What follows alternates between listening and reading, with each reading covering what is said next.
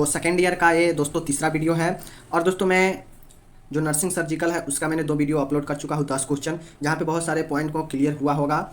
दोस्तों ये आज जो अलग सब्जेक्ट है पेडियाट्रिक या चाइल्ड हेल्थ नर्सिंग, उसका मैं आया हूँ, जहाँ पे आपको बहुत सारे दोस्तों यहाँ से आपको टॉपिक क्लियर होगा, बहुत सारे आपको ऑब्जेक्टिव क्लियर होगा और बहुत सारे लॉन्ग क्वेश्चन भी क्लियर होगा, जिससे आपको एग्जाम में लिखने से दोस्तों बहुत अच्छा होगा। तो दोस्तों चलिए हम देखते हैं, ये है चाइल्ड हेल्थ नर्सिंग या पेडियाट्रिक हेल्थ नर्सिंग, उसी को बोलते हैं। तो चलिए देखते हैं 5 क्वेश्चन, और उस 5 क्वेश्चन से कितना सारा क्वेश्चन निकलेगा उस सारे के सारे हम देखेंगे। इंपॉर्टेंट पॉइंट भी बात करेंगे क्वेश्चन के बारे में, ऑप्शन के बारे में। तो चलिए है करते शुरू। जो भी सेकंड ईयर में है वो लोग इस वीडियो सबको इग्नोर मत कीजिए। यहाँ से बहुत सीधा सीधा क्वेश्चन आपका ऑब्जेक्टिव में आएगा, गलत सही में आ सकता है, या लॉन्ग क्वेश्चन में भी आपको यहाँ से बहुत ज़्यादा हेल्प मिलेगा लिखने के लिए। तो चलिए करते हैं शुरू, इग्नोर नहीं कीजिए। आप लोग देखिए, अभी से देखिएगा, तो जब हम इसका प्रीवियस ईयर क्वेश्चन कराएंगे सेकेंड ईयर का, तो आप लोगों को बहुत हेल्प मिलेगा। तो इसलिए आप सभी से रिक्वेस्ट है कि आप लोग जरूर देखिए, और चैप्टर वाइज भी हम जरूर शुरू करेंगे। अभी मिक्सअप क्वेश्चन करा रहे हैं ताकि आपका एक ओवरव्यू पॉइंट मिल जाए कि कैसे कैसे सवाल सेकेंड ईयर के सब्जेक्ट में, जो सब्जेक्ट है उसमें कैसे कैसे सवाल हो सकते हैं। तो आज हम लेकर आए हैं चाइल्ड हेल्थ नर्सिंग का। तो चलिए करते हैं शुरू।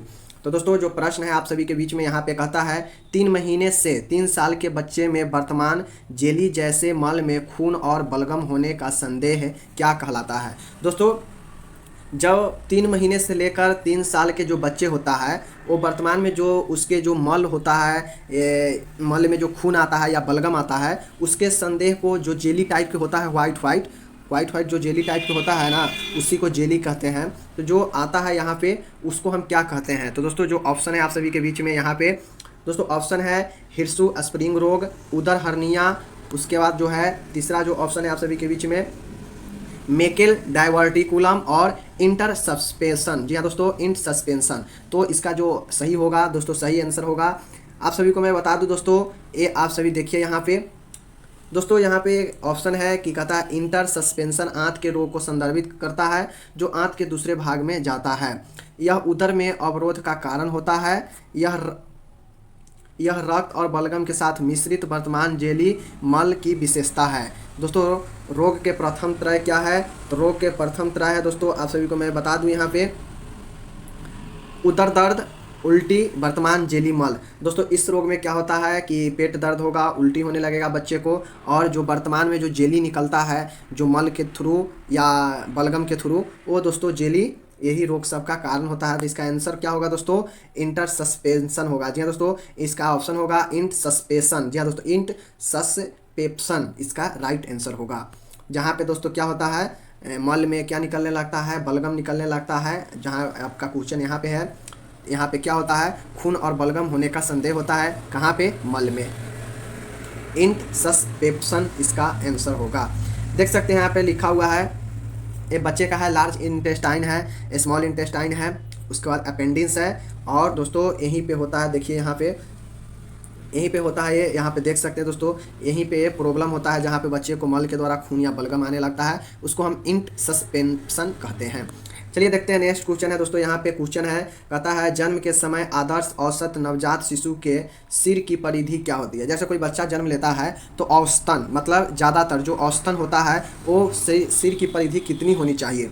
दोस्तों आप सभी देखते होंगे कभी कभी कोई बच्चा का सिर बहुत बड़ा हो जाता है, मतलब उसका जो होना चाहिए उस अनुसार नहीं रहता है, उससे हट के कुछ बड़ा हो जाता है, किसी का एकदम छोटा हो जाता है। लेकिन यहाँ पे पूछता है कि जो औसतन होता है वो औसतन परिधि क्या होता है एक बच्चा जब नॉर्मल बच्चा जन्म लेता है। तो देखिए 75 सेंटीमीटर है, 35 सेंटीमीटर है, 55 सेंटीमीटर है, 15 सेंटीमीटर है। तो इसमें से कौन सा सही होगा। तो इसका जो राइट आंसर होगा दोस्तों, आप सभी को मैं बता दूँ, यहाँ पे पढ़ने से आपको नज़र आ जाएगा, औसत नवजात शिशु के सिर की परिधि लगभग 13.4 इंच लगभग 35 सेंटीमीटर मापी जाती है। क्या इसका आंसर होगा, 35 सेंटीमीटर, जो 1 महीने में 15 इंच यानी 38 सेंटीमीटर तक बढ़ जाती है। मतलब इसका औसतन क्या होगा, 35 सेंटीमीटर होगा, 1 महीने में ये बढ़ के क्या होगा, 38 सेंटीमीटर तक हो जाएगा। लेकिन इसका जो औसतन जन्म के समय होगा वो 35 सेंटीमीटर होगा। नेक्स्ट है दोस्तों, इसमें हम बात करते हैं, देखिए चूँकि लड़के लड़कियां की तुलना में कुछ बड़े होते हैं, उनके सिर बड़े होते हैं, हालांकि औसत अंतर 1.2 यानी हाई पिंच लगभग 1 सेंटीमीटर से कम होता है। जैसे दोस्तों कोई अगर बच्चा जन्म लेता है तो लड़का या लड़की हो सकता है, तो अगर लड़का जन्म लिया है तो उसका जो भी बॉडी होगा वो लड़की के तुलना में थोड़ा बड़ा होता है, इसलिए लड़का है तो उसका सिर भी थोड़ा बड़ा होगा लड़की के तुलना में। तो ये अंतर जो होता है छोटा होने का वो हाफ इंच होता है लगभग 1 सेंटीमीटर। तो ये नॉर्मल चीज़ है।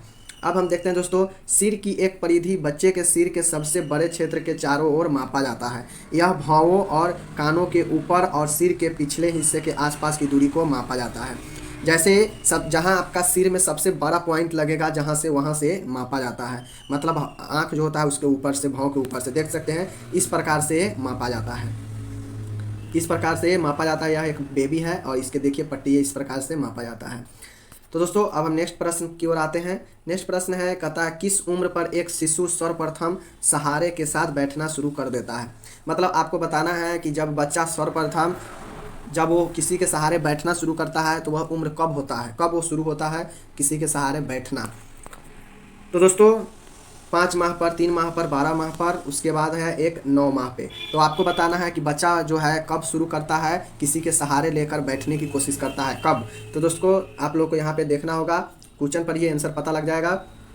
विकास गर्भधारण से लेकर मृत्यु तक अपने पूरे जीवन काल में मनुष्य के विकास का वर्णन करता है। इसमें मानव विकास के सभी पहलू शामिल हैं, जिनमें शारीरिक, भावनात्मक, बौद्धिक, सामाजिक आदि शामिल हैं। दोस्तों देखिए, जब बच्चा गर्भ में पल रहा होता है उस समय से लेकर जब आदमी का मृत्यु होता है तब तक उसके हर एक चीज़ का कोई ना कोई विकास होता ही रहता है, चाहे वो गेन करे या लॉस करे, मतलब कोई भी चीज़ प्राप्त करे शरीर में या वो लॉस करे, लेकिन कुछ ना कुछ परिवर्तन होते रहता है। तो दोस्तों आप सभी देख सकते हैं, उपयुक्त जानकारी से यह निष्कर्ष निकलता है जा सकता है कि विकास की इन अनुसूचियों को विकास के मील के पत्थर कहा जाता है। जी हाँ दोस्तों, ये सारे विकास के मील का पत्थर ही हैं। अब देखिए दोस्तों, विकासात्मक मील के पत्थर आयु विशिष्ट कार्यों को संदर्भित करते हैं जो अधिकांश बच्चे विकास के एक निश्चित चरण में कर सकते हैं। जी हाँ दोस्तों, ये सब क्या होता है, एक निर्दिष्ट होता है कि कब क्या बच्चा कर सकता है। ऐसे मान गए ये बच्चे का 5 महीना पर वो बैठ सकता है किसी के सहारे लेकर, लेकिन ऐसा नहीं है कि वो 5 महीना पर बैठ ही जाएगा। यह एक औसतन निर्दिष्ट किया गया है, दिया गया है कि हाँ बच्चा एवरेज 5 महीना पर बैठने लगेगा, लेकिन ऐसा हो भी सकता है, न भी हो सकता है, क्योंकि एक दर्शाया गया है। अब की पॉइंट देखते हैं, इसके मुख्य पॉइंट जो है दोस्तों, मुख्य पॉइंट में है कि मील का पत्थर शब्द उस विकास को संदर्भित करता है जो बच्चे की उम्र के अनुसार होना चाहिए। जैसे बच्चे का उम्र जैसे जैसे बढ़ता है वैसे वैसे उसको विकास भी होना चाहिए, उसी को मील का पत्थर शब्द का उपयोग किया गया है। किसके लिए? विकास के लिए। उदाहरण के तौर पर देखिए, उदाहरण के लिए लगभग सभी बच्चे 1 वर्ष या उससे अधिक की उम्र में खड़े होकर चलना शुरू कर देते हैं, 1.5 से 2। तो दोस्तों यही था, एक एग्जाम्पल के तौर पे है कि 1 या उससे अधिक जब होता है तो बच्चे क्या होता है, खड़े होकर चलना शुरू कर देता है। तो इसका जो राइट आंसर होगा दोस्तों, इसका जो राइट आंसर होगा वो 5 माह होगा। बच्चा जो होता है दोस्तों वो 5 माह का जब होता है तो वह लगभग किसी के सहारे लेकर बैठना शुरू कर देता है 5 माह पर। अब ऐसा नहीं है कि 5 माह पर ही होता है, कम वैसे भी हो सकता है, लेकिन यहाँ पे स्टडी करना है। दोस्तों एक शिशु को प्रतिदिन कितनी विटामिन सी की खुराक मिलनी चाहिए। जैसे दोस्तों है विटामिन सी वृद्धि में बहुत अच्छा रोल निभाता है और बच्चे को वृद्धि के लिए तो ये सब चाहिए ही। तो वही चीज़ कह रहा है कि विटामिन सी जो है शिशु को प्रतिदिन कितनी विटामिन की खुराक मिलनी चाहिए। एक में है 10 मिलीग्राम प्रतिदिन, 50 मिलीग्राम प्रतिदिन, 30 मिली प्रति ग्राम। उसके बाद है एक है ऑप्शन 60 मिली प्रति ग्राम। तो दोस्तों बच्चे जो शिशु होता है उनको प्रतिदिन कितना विटामिन सी का चाहिए। तो इसका जो होगा दोस्तों विटामिन सी देखिए क्या चीज़ करता है, आप सभी समझिए। विटामिन सी जिसे एस्कॉर्बिक एसिड भी कहा जाता है, ध्यान में रखिएगा, विटामिन सी को एस्कॉर्बिक एसिड भी कहा जाता है। एक पानी में घुलनशील पोषक तत्व है दोस्तों। विटामिन बी, सी ही 2 ऐसे ही विटामिन है जो पानी में घुलनशील है, बाकी जितने भी है वो पानी में घुलनशील नहीं है, वो वसा में घुलनशील है, बी, सी को छोड़कर, जो बच्चे के अधिकांश शारीरिक कार्यों के महत्वपूर्ण भूमिका निभाता है। जी हाँ दोस्तों, महत्वपूर्ण भूमिका निभाता है शारीरिक विकास में। तो ही कहता है एक स्वस्थ प्रतिरक्षा प्रणाली को बनाए रखने के लिए लोहे के अवशोषण को बढ़ाना और कोलेजन का उत्पादन करना आवश्यक है, जो मानव शरीर में सबसे प्रचुर मात्रा में प्रोटीन है। दोस्तों लगभग विटामिन सी क्या करता है, लोहे के अवशोषण को बढ़ाता है, उसके बाद कोलेजन के उत्पादन को बढ़ाता है, जिससे शरीर में प्रोटीन बढ़े, और प्रोटीन बढ़ेगा तो शरीर का क्या होगा, विकास में और भूमिका निभाएगा। विटामिन सी एक आवश्यक पोषक तत्व है, जिसका अर्थ है कि बच्चे का शरीर इससे अपने आप नहीं बना सकता, इसलिए वे इसे उन खाद्य पदार्थों से प्राप्त करते हैं जो प्रतिदिन खाते हैं। तो जैसा कि उनके माँ के दूध से ज़्यादातर प्राप्त होगा कैल्शियम, विटामिन सी, ये सारे चीज़। जैसा भोजन माँ करती है वैसा बच्चे को, शिशु को भी मिलेगा, तो ये सारे चीज़ होता है। अब दोस्तों चलिए हम देखते हैं, विटामिन सी एक महत्वपूर्ण पोषक तत्व है जो प्रतिरक्षा और कोलेजन का उत्पादन समर्थन करता है। यह एक एंटीऑक्सीडेंट के रूप में भी काम करता है, जिससे बच्चों को उनकी उम्र के आधार पर प्रतिदिन 30 से 40 मिलीग्राम विटामिन सी की आवश्यकता होती है। तो दोस्तों 30 से 40 ग्राम विटामिन सी की यहाँ पे आवश्यकता होती है, तो इसका ऑप्शन जो सही होगा वो 30 मिलीग्राम प्रतिदिन राइट आंसर होगा। अब दोस्तों इस क्वेश्चन से क्या पता चला है, तो इस क्वेश्चन से ही पता चला है कि एक बच्चे को जो है प्रतिदिन शिशु को 30 से 40 मिलीग्राम चाहिए। विटामिन सी एक ऑक्सीडेंट का कार्य करता है, इसलिए उनके शरीर को विकास में यह अहम भूमिका निभाता है। और विटामिन सी बच्चा खुद से बना नहीं सकता है, इसलिए उनको कोई ना कोई खाद्य पदार्थ के स्रोत से दिया जाता है।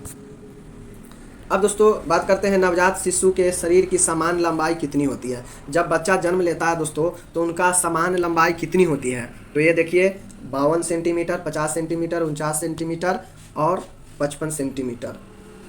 तो क्या राइट आंसर होगा, तो दोस्तों इन चारों में आप सभी देखिए यहाँ पे दिया हुआ है कि नवजात शिशु जांच जो होता है, जन्म के 24 घंटे के भीतर पूरी शारीरिक जांच करानी चाहिए निम्नलिखित सही, जिससे आपके बच्चे का हर एक सही चीज़ का पता लग पाता है कि बच्चा कितना वजन है, कितना क्या है, नहीं है, सर्वे चीज़ का पता लगता है। तो देखिए इसके आधार पर, जैव संकेत के आधार पर शारीरिक परीक्षा, न्यूरोलॉजिकल तंत्रिका परीक्षा, गर्भकालीन आयु का अनुमान, मतलब बच्चा सही समय पर है कि नहीं हुआ है, ये सारे चीज़ कराना चाहिए। अब देखिए दोस्तों नवजात शिशु परीक्षा क्या होता है, तो मापदंड है, सामान्य निष्कर्ष है। देखिए दोस्तों कुछ यहाँ पे निष्कर्ष दिया गया है। श्वास जो है दोस्तों वो 30 से 60 श्वास प्रति मिनट एक होनी चाहिए। पूरे 1 मिनट के लिए गिने। छाती और पेट की गतिविधियों का तुल्य आकलन करें। डायफ्रामिक और पेट में सांस लेना। क्षणिक क्षिप्र हृदयता, मतलब बच्चे का होता है दोस्तों वो थोड़ा ज़्यादा होता है। ये दिया हुआ है नाड़ी पल्स जो होता है, एपिकल पल्स, शिखल नाड़ी, तो बच्चे में दोस्तों थोड़ा ज़्यादा होता है, 120 से 160 होता है। यदि सो रहे हैं तो 100 180 तक, यदि रो रहे हैं तो 180 तक होगा बच्चा का, सो रहा होगा तो 100 तक होगा, और नॉर्मल है 120 से 160 पूरे 1 मिनट तक। अब दोस्तों तापमान उनके शरीर का कितना होना चाहिए, तो रिएक्टल में जो होना चाहिए वो 97.8 होता है 99 फ़ारेनहाइट, और एक्सिला होता है 97.5 से 99 फ़ारेनहाइट तक। भारी नवजात शिशुओं में शरीर का तापमान अधिक होता है, मतलब जिनका वजन ज़्यादा होता है। मतलब नॉर्मल वजन कितना होना चाहिए एक शिशु का, 2500 से 4000 ग्राम, मतलब 2.5 kg से लेकर 4 kg तक। 4 kg काफ़ी हेवी वेट हो जाता है।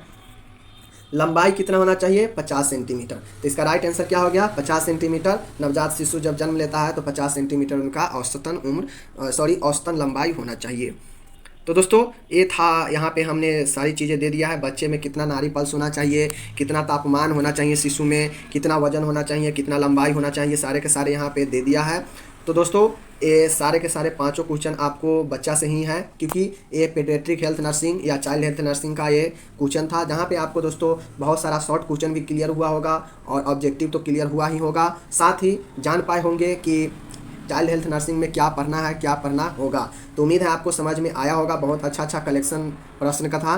तब तक ये 5 क्वेश्चन है, फिर अगले वीडियो में लाएंगे 5 से 10 तक। तब तक मिलते हैं अगले वीडियो के साथ ही दोस्तों बताइए कि ये जो मैं करा रहा हूँ अभी मिक्सअप क्वेश्चन चल रहा है, तो ये हर एक चैप्टर से हो सकता है। तो आप लोग बताइए कि क्या हम गलत कर रहे हैं या सही कर रहे हैं, क्योंकि आप सभी को मैं इतना ज़बरदस्त तैयारी करा दूंगा जिससे आपका कोई प्रॉब्लम नहीं होगा, चाहे शॉर्ट लॉन्ग क्वेश्चन, चाहे 1 नंबर का क्वेश्चन, क्योंकि हम आपको इंपॉर्टेंट क्वेश्चन प्रीवियस ईयर हर एक चीज़ कराएंगे। तो टेंशन लेने की ज़रूरत नहीं है। अभी हम जो करा रहे हैं बस उसे देखते जाइए, आप ही लोग के फायदे के लिए हम करा रहे हैं।